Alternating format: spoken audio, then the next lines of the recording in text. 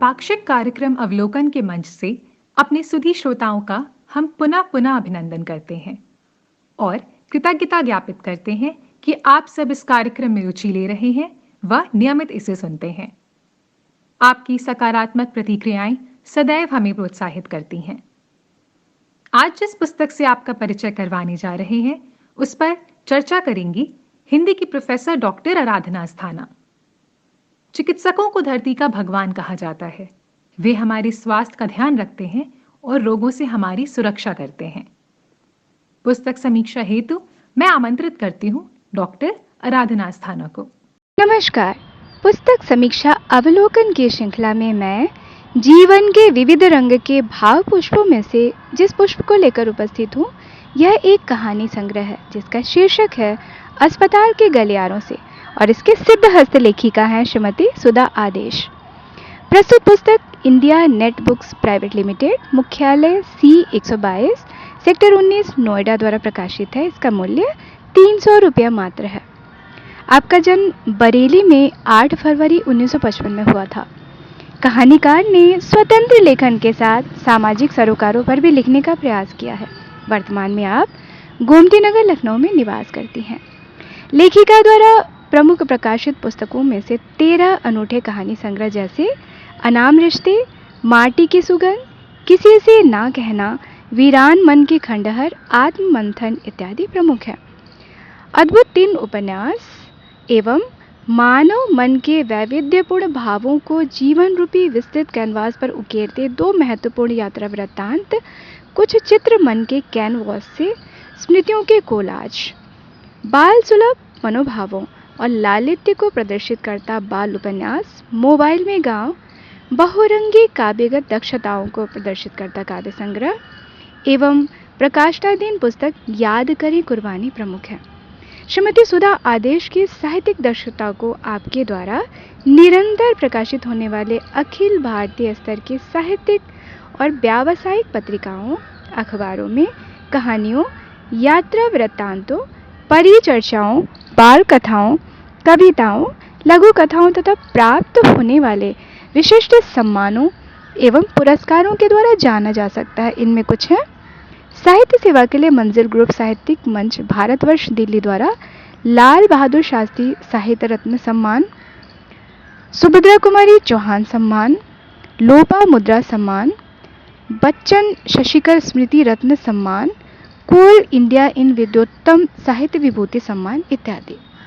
आपकी अन्य साहित्यिक गतिविधियां आपके व्यक्तित्व के वैविध्यता को प्रदर्शित करने के साथ ही आपकी प्रतिभा को भी दर्शाती हैं।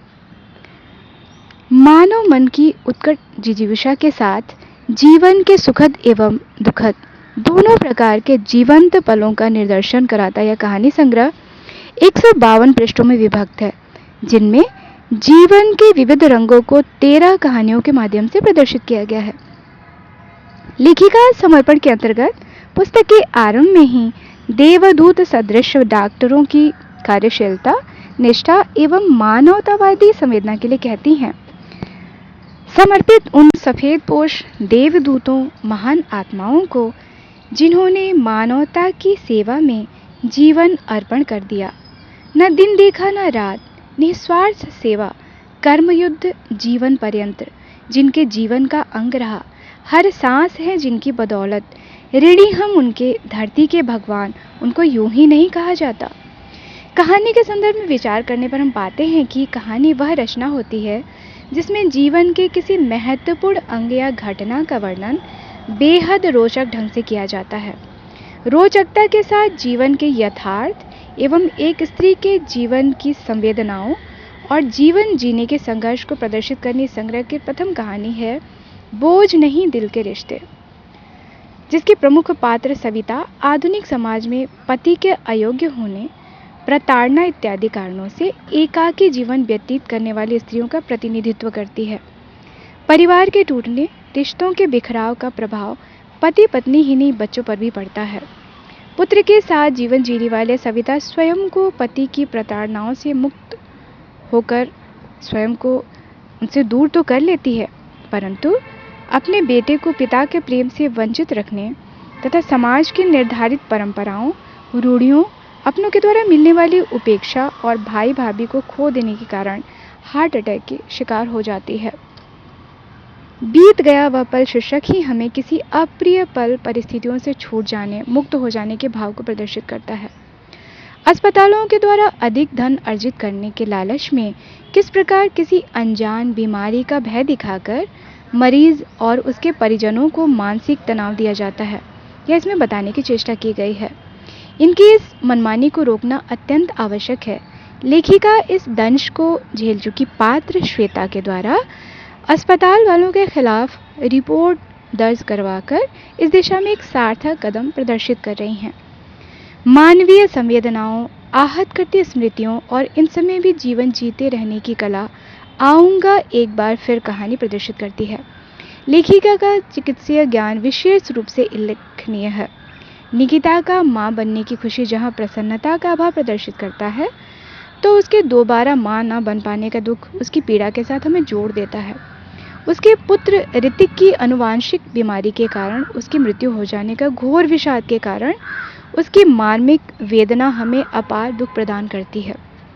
परंतु घोर निराशा के बीच आशाओं के बादल के रूप में अंकिता और विनय की पुत्री के प्राप्त हो जाने पर निकिता को रिकित की पंक्तियां याद आ जाती हैं और इस सृष्टि के अविचल क्रम के अनुसार पुनः जीवन पथ पर चल पड़ती है। मेरी प्यारी माँ, साथ हमारा थोड़ा ही है, पर आप मेरे दिल में रहोगी सदा। लौट कर आऊँगा एक बार फिर, इंतज़ार करना। रंग बदलता जीवन। अलका की सासू माँ के अस्वस्थ होकर अलका के प्रति प्रेम प्रदर्शित करने, उसके सेवा का मान देने और उपेक्षा के स्थान पर उसके प्रति अपनापन के द्वारा जीवन के विविध रंगों एवं भावों को दर्शाता है। साथ ही मनुष्य का परिवर्तनशील व्यक्तित्व की अच्छाइयों को अहंकार भाव के द्वारा ग्रहण करने की प्रेरणा हमें सीखती जाती है। मेडिकल साइंस की तरक्की के द्वारा मानव को पहुंचने वाले लाभ के साथ ही मानव को अंगदान के लिए प्रेरित करती कहानी है, वह देवता ही तो था। मनुष्य मानवता के महत्व को समझ पाए तो यह हमारे समाज के लिए बहुत ही अच्छा होगा। संवेदना एवं प्रेम भावों से शून्य होते मानव हृदयों में अपनापन का भाव जगाती कहानी है ट्रेन वाली सखी। वर्तमान में सगे रिश्तों के भी द्वेष भाव से पूरित हो जाने पर यह कहानी हमें आत्मीयता के सुखद एहसासों से भर जाता है। सबक में साहित्यकार एक बहू का बेटी का स्थान कठोर हृदय सास के मन में स्थापित होने का सुंदर भाव प्रदर्शित करते हुए सास बहू के संबंधों की मधुरता को भी प्रदर्शित कर रही है। अस्पताल के गलियारों के विविध रंग दर्शाती लेखिका कहीं हृदय के अंतरंग तारों को छू लेती हैं, तो कहीं देवदूत सम डॉक्टर्स के प्रति अपार आदर एवं श्रद्धा भाव भी दर्शाती हैं, जो निस्वार्थ भाव से जीवन रूपी कर्मयुद्ध में दिन रात जीवन पर्यंत मानव मात्र की न मात्र सेवा करते हैं, वरन हमें नया जीवन मिले, हमारा जीवन सुरक्षित रहे, इसके लिए अथक परिश्रम भी करते रहते हैं। तो दूसरी ओर लेखिका अस्पतालों की मात्र धनार्जन की प्रवृत्ति पर भी कुठाराघात करती हुई इसकी निंदा भी करती हैं। आऊँगा एक बार फिर कहानी में अस्पतालों के इसी संवेदना शून्य हृदय का यथार्थ कारुणिक चित्र अंकित किया गया है। उन्हें घायलों के चीख पुकार सुनाई क्यों नहीं दे रही? घायल को लाने वाले का बायोडाटा पूछने के बजाय वह उसके इलाज की ओर ध्यान क्यों नहीं दे रहे? उन्हें अपने फीस की ही चिंता क्यों रहती है? ऊंची उड़ान कहानी सीमा के जीवन की मार्मिक पीड़ा, उसके साथ हुए छल के साथ ही सफलता के लिए मेहनत की आवश्यकता की सीख दे जाती है। जिस प्रकार एक किसान अपना खेत जाड़ा, गर्मी, बरसात सभी में सींचता रहता है, सूर्य स्वयं जलकर दूसरों को प्रकाश देता है, उसी प्रकार सफलता के लिए घोर परिश्रम की आवश्यकता होती है, अन्यथा छले जाने की संभावना होती है। लड़ाई जारी है शीर्षक सच में अपने नाम की ही भांति स्त्रियों के संघर्ष की कहानी बयां करती है। यह हमारे समाज की कैसी विडंबना है कि 21वीं शताब्दी में भी हम लड़के लड़कियों के बीच भेदभाव करते हैं। उन्हें जीवन जीने की पूरी आज़ादी नहीं मिलती। करियर चुनने में, स्वतंत्रता में हर जगह उन पर पाबंदी है। साथ ही मनीषा का विवाह के पश्चात डॉक्टर बनना, अनुराधा की पुत्री सुकन्या का कठिन संघर्ष और ऐसे में उसके दादाजी का उसे मिलने वाला सहयोग समुद्र में उसे एक नाव रूपी मिलने वाले सहारे जैसा है, जिसके सहारे वह अपने जीवन में ऊंचाइयों को प्राप्त कर न मात्र डॉक्टर बनती है वरन अपनी दादी की सहायता कर उनके जीवन की रक्षा भी करती है। अस्पताल और इसके वातावरण में गढ़ी गई लगभग सभी कहानियों में इनसे हमें जुड़ी हुई सी प्रतीत होते हैं हम। लेखिका बालिकाओं के महत्व और भ्रूण हत्या उनकी उपेक्षा के संदर्भ में कहती हैं, अगर मन में लगन हो तो औरत क्या नहीं कर सकती। उसे दया आती है उन दंपतियों पर जो बेटों के लिए बेटियों का गर्भ में ही नाश कर देते हैं। वे क्यों भूल जाते हैं कि बचपन से लेकर मृत्यु तक विभिन्न रूपों में समाज की सेवा में लगी नारी अपने हर रूप में अतुलनीय है। व्यर्थ के कर्मकांडों के स्थान पर मानवता के हित को श्रेष्ठ बताती कहानी है, वह गलत थे। डॉक्टर प्रशांत का समाज के आडंबर तथा कथित संस्कारों को निभाने के स्थान पर अपने पिता रामानुज नेगी के अधूरे स्वप्न अस्पताल का निर्माण कर जन सेवा की भावना समाज में एक नई चिंतन, प्रगतिशील चेतना को प्रदर्शित करने के साथ ही मानव मात्र की सेवा तथा स्वस्थ जीवन जीने एवं जीवन रक्षा के प्रयासों की जितनी प्रशंसा की जाए कम है। डॉक्टर मात्र डॉक्टर होता है एक ऐसा मसीहा जो बिना किसी द्वेष भाव के मनुष्य की जीवन रक्षा करते हैं।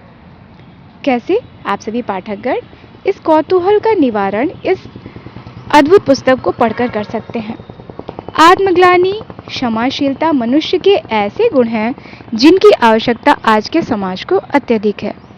स्त्री के गुण विनम्रता, प्रेम तथा संवेदनशीलता यदि उसमें ना हो तो वह किसी के लिए भी हितकर नहीं होता।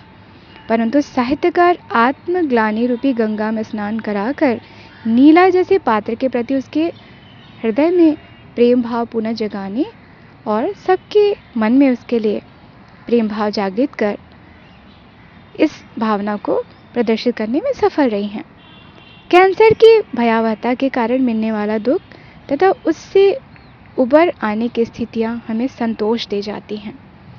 इस पुस्तक रूपी गुलदस्ते का अंतिम पुष्प है हार गई जिंदगी। कोरोना काल की भयावहता की याद दिलाती है कहानी मानवता को शर्मसार करती हमारे शासन तंत्र की, अस्पतालों की खामियों और किसी वीआईपी के लिए एक होनहार, दूसरों के लिए जीवन जीने वाले युवक विशाल की यथार्थवादी कहानी है, जो हमारे मन मस्तिष्क को झकझोर कर रख देती है कि एक मनुष्य का जीवन अधिक मूल्यवान है या दूसरे का तुच्छ कैसे हो सकता है, जबकि सभी उसी ईश्वर की रचना है।